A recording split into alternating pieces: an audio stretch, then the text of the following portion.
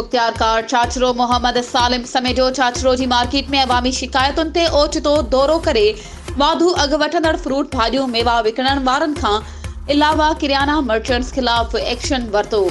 वाधू अघ वठंदड़नि ते ॾंड विधो वियो ऐं दुकानदारनि खे सख़्ती सां हिदायत कई वई। जेकॾहिं के दुकानदार हुकूमत पारां मुक़रर कयल अघनि खां मथे वाधू अघ वसूल कया ऐं सरकारी अघनि जी भञकड़ी कई त संदसि खिलाफ़ सख़्त कानूनी क़दम खंया वेंदा।